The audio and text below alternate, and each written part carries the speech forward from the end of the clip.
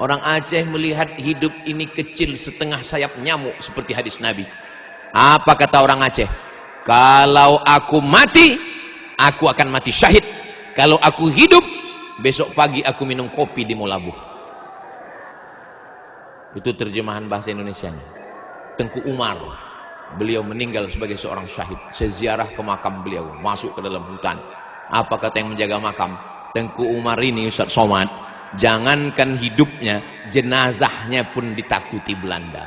Sampai dicari mereka jenazahnya. 6 bulan orang menggalinya lagi, jenazahnya masih tetap utuh, tak dimakan cacing tanah. Begitu janji Allah. Itulah ayat yang dibaca qari kita tadi. Wala taqulu liman yuqtalu fi sabilillahi amwat. Jangan kau katakan mereka mati, bal ahya, mereka hidup. Sudah meninggal pun dia tak dimakan cacing tanah. Jangankan Tengku Umar, jangankan Panglima Polem, yang perempuan Malahayati, yang perempuan Cut Nyadin, takut Belanda, diasingkan. Karena kalau dia dibiarkan di sini, dia punya magnet. Orang Aceh akan ikut berjuang sama dia. Diasingkan dia ke Sumedang. Perempuannya begitu luar biasa. Datang Jepang, Jepang tak masuk. Datang Dom, selesai. Datang tsunami, selesai. Datang apapun yang datang kemari, tidak ada orang Aceh yang murtad, nggak ada. Tidak ada orang Aceh yang menurut psikolog, kalau sudah kehilangan rumah, kehilangan ayah, kehilangan keluarga, itu untuk menyembuhkan healingnya, menyembuhkan psikologisnya, pikirannya. Mereka psikolog-psikolog yang ngerti, bingung mereka. Kok bisa orang Aceh tetap sehat walafiat? Karena kekuatannya berpegang pada la ilaha illallah Muhammadur Rasulullah. Maka saya tak pernah menceramahi. Saya hanya cerita. Saya kalau di Aceh ini hanya cerita. Tak pernah saya menceramahi. Marilah Bapak Ibu kita bersabar, kata orang Aceh. Alah kau ngomong gitu, belum pernah kau kena tsunami. Cobalah perhatikan ceramah saya di Aceh. Pernah saya ajak orang Aceh, marilah kita berpegang teguh pada Allah. Orang Aceh kalau dengar itu senyum. Alah kau dikejar Belanda tuh, ciri kau tuh. Kami Belanda, Jepang, daerah operasi militer, tsunami, datang lagi. Datang dari laut 2 kilometer daratan, habis turun dia lagi. Akhirnya orang pindah ke gunung. Dari gunung pula datang. Bayangkan, Allah mau menunjukkan ke orang Sumatera Utara, ke orang Riau, ke orang Jawa, ke orang Kalimantan, bahwa ada hambaku yang kuat menerima berbagai macam pukulan. Itu kan kata Ustaz Somad untuk menyenangkan hati kami. Ini hadis bro. Datang sahabat Nabi namanya Sa'ad bin Abi Waqqas. Dia bertanya kepada Nabi, man asyaddun nasi balaan, siapa orang yang paling kuat ujiannya? Ya Rasulullah, ya kasih tahu aku siapa orang yang paling kuat ujiannya. Al-anbiya, nabi-nabi. Setelah itu as-salihun, orang soleh. Setelah itu al-amsal fal-amsal. Itu kata Nabi. Orang yang paling kuat ujiannya nabi-nabi.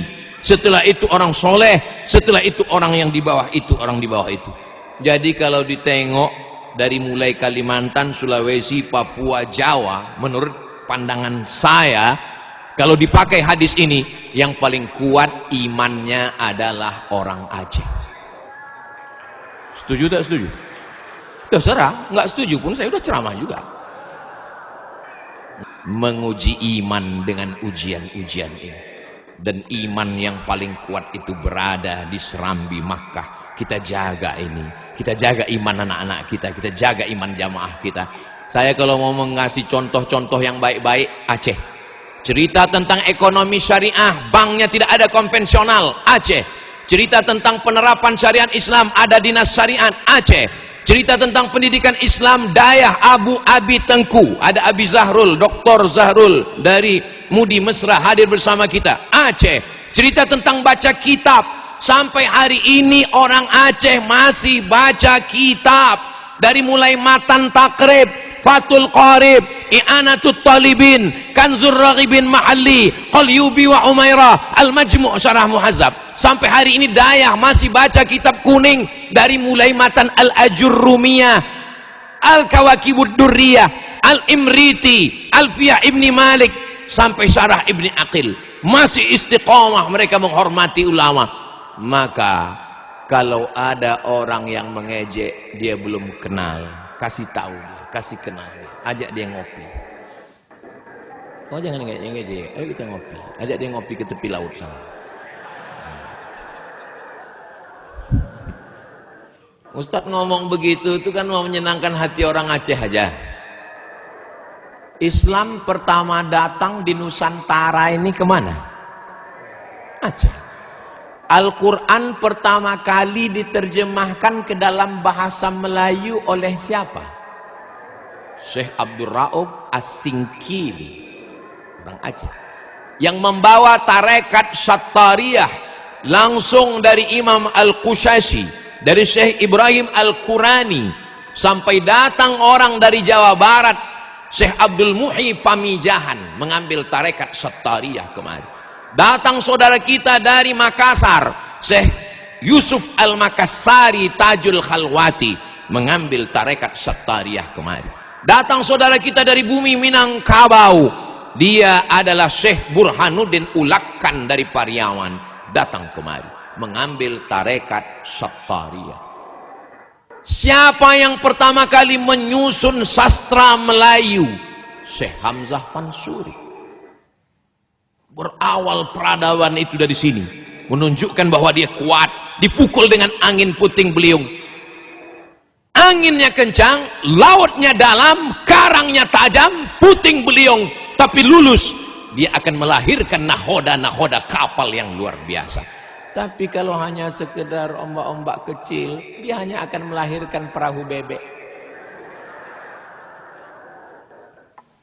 Jadi kalau ada anak-anak sekarang, kenapa ujian ini begini berat Pak Ustadz? Kenapa begini? Ini namanya generasi strawberry. Generasi strawberry itu ditengok cantik, tapi kena panas sedikit layu, letoy, lemah, letih, lesu. Berarti kau tak layak jadi orang Aceh. Cepat kau ke laut. Sudah lama ikan hiu itu nunggu kau membacakan doa Allahumma barik lana fima razaqtana wa qina azabannar. Itulah 7 poin yang saya sampaikan pada kesempatan ini. Mari kita jaga Aceh, mari kita jaga anak-anak kita, mari kita tegakkan amar ma'ruf nahi mungkar, mari kita bersama-sama membangun. Saya yakin dan percaya semua akan baik, semua akan bahagia, semua akan diberikan Allah kebaikan dunia dan akhirat.